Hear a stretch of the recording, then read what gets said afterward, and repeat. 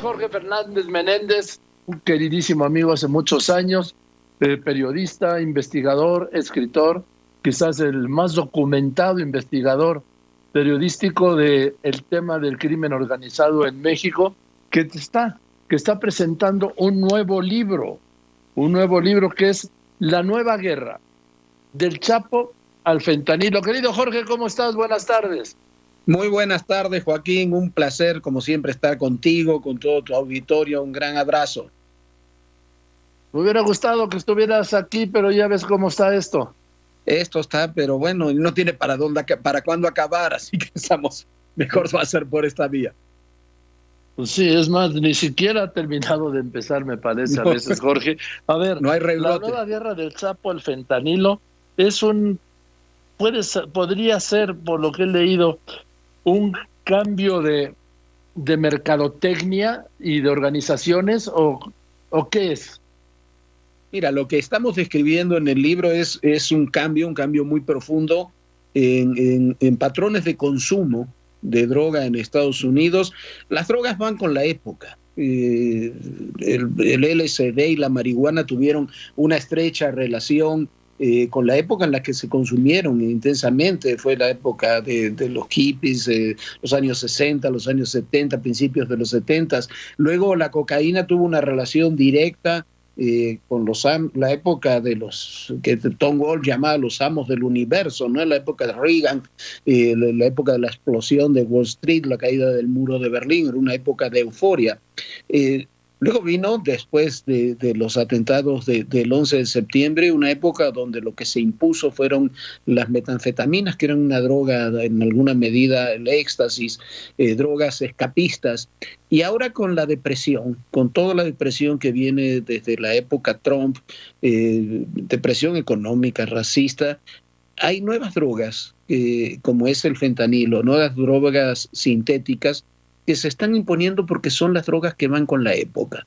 Drogas que relajan, que permiten escapar, que dan un poco de euforia, que son muy fáciles de consumir, que además no dejan huella, pero que tienen un alto índice de mortandad.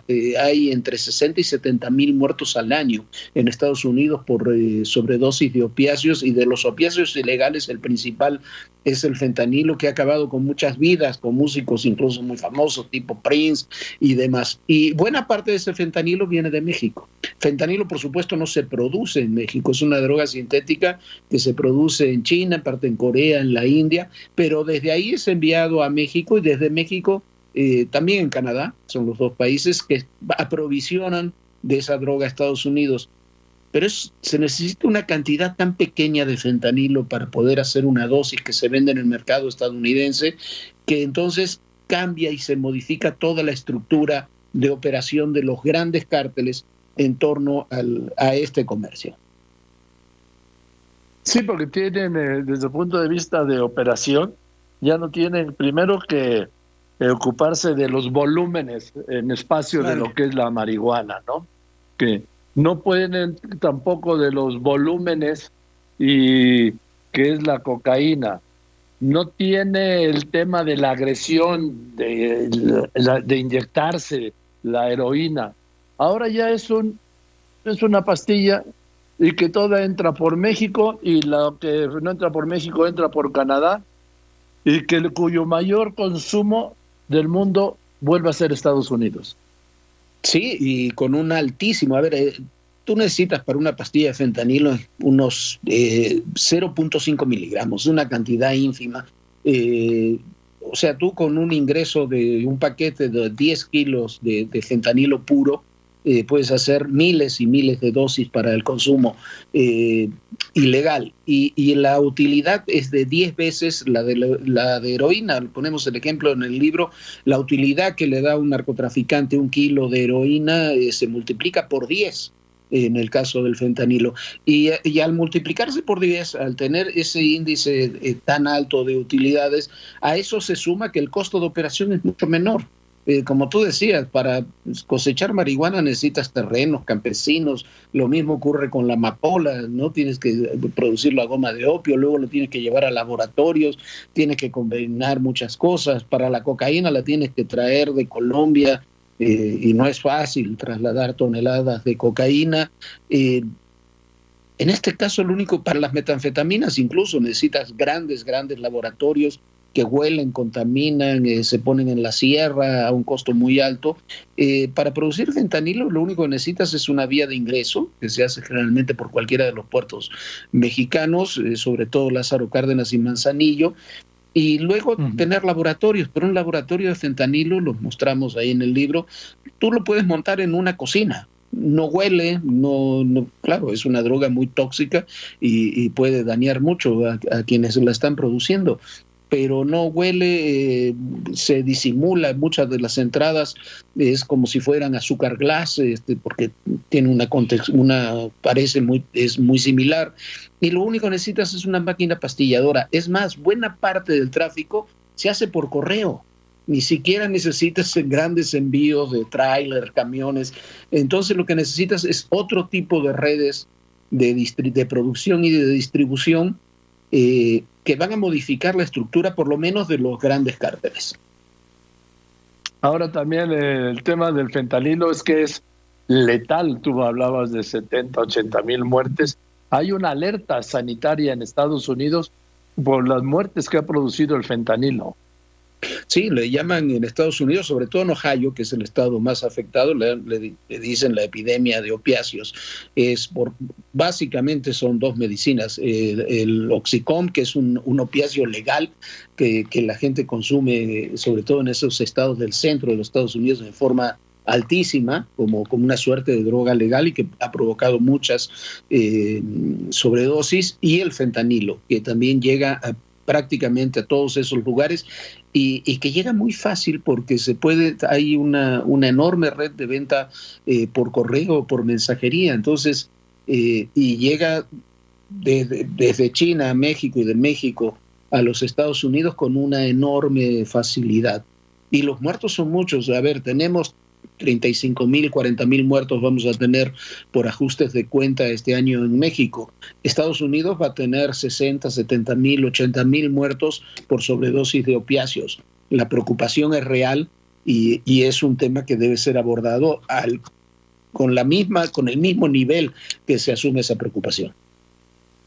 Ahora, Jorge, no puedo estar contigo y evitar el tema del general Cienfuegos. Hoy, finalmente, después de la revelación que hizo ayer el embajador Landó, de que él estaba informado desde agosto del año pasado de este proceso contra el general Cienfuegos, pero que no podía decir nada porque tenían que respetar la secrecía del gran jurado, y que el gobierno de Estados Unidos se lo aguantó para no pedirle al gobierno de México que detuviera a Cienfuegos con fines de extradición, por razones que desconozco. Debe ser la desconfianza. Pero hoy finalmente Marcelo Ebrard dice que ha enviado una nota de protesta al Departamento de Estado por este acto de, digamos, desconfianza. Mira, me parece muy bien que la Cancillería, que Marcelo haya enviado esta nota de protesta. Es lo menos que se podría hacer, y habla del profundo descontento, dice textualmente la nota, que tiene el gobierno de México con el gobierno de los Estados Unidos por este hecho. Y me parece, insisto, muy bien, había que hacerlo. Me causa extrañeza que hayan tenido que pasar 15 días para que eso ocurriera, y la propia declaración del embajador, como tú decías, que el embajador sabía desde el primer día que llegó a México que eso ocurría. Yo en los primeros días, una de las tesis que había sostenido es que esto era parte también del caos que reina en la Casa Blanca, y que las agencias de seguridad como la DEA, que tienen mucha discrecionalidad, habían actuado en forma autónoma y demás, y que quizás había niveles del gobierno estadounidense que no supieran.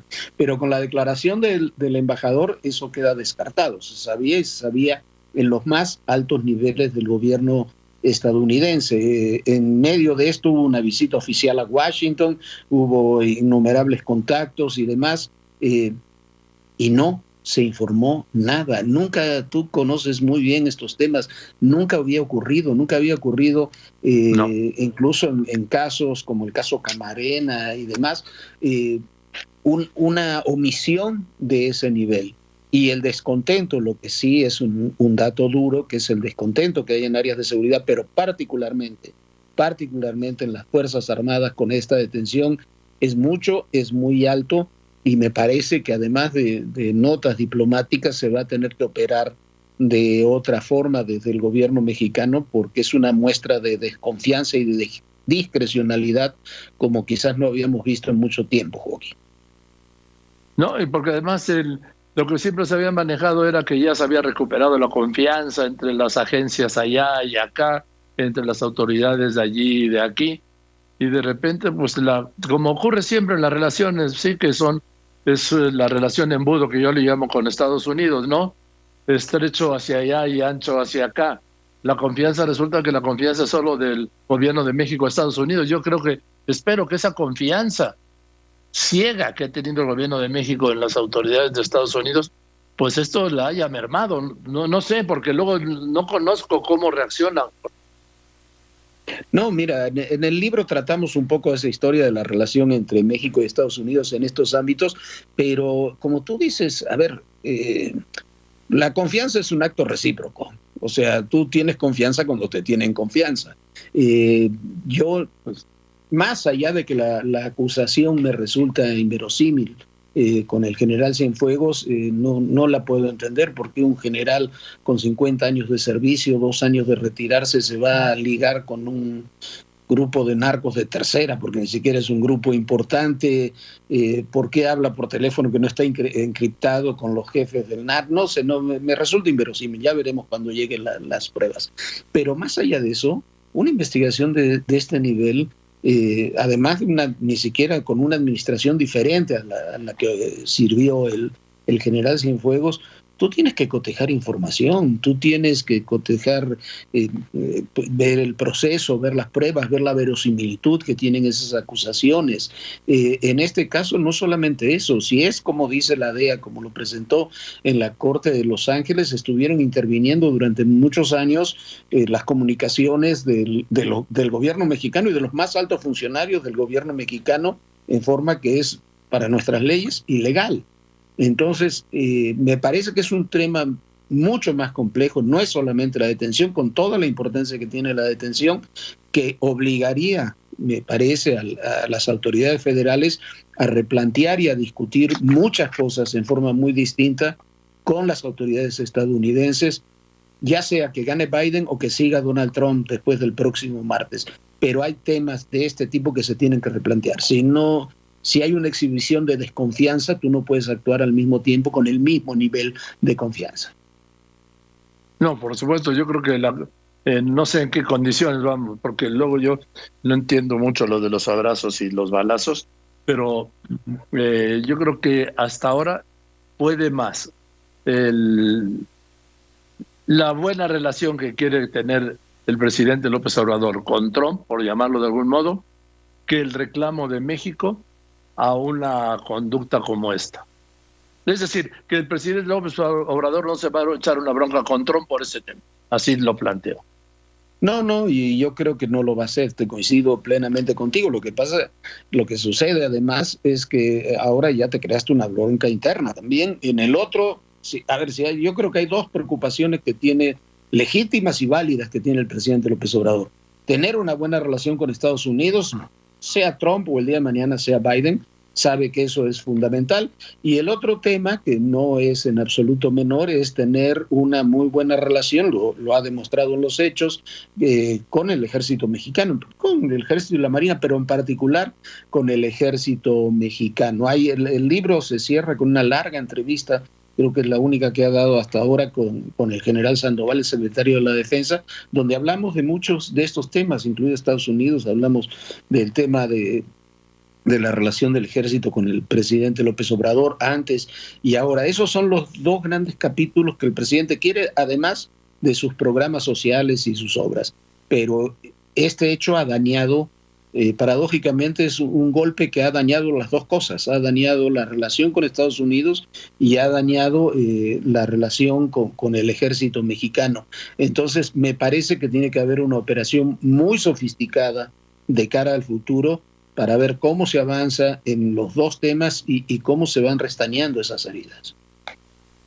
Así es. En fin, querido Jorge, te mando un abrazo, muchas gracias, felicidades La nueva guerra del Chapo al fentanilo, del periodista Jorge Fernández Menéndez. Te mando un abrazo y saludos en casa. Un gran abrazo, saludos en casa, Joaquín. Sabes que se te quiere mucho. Un gran abrazo. Gracias igualmente, ya celebraremos.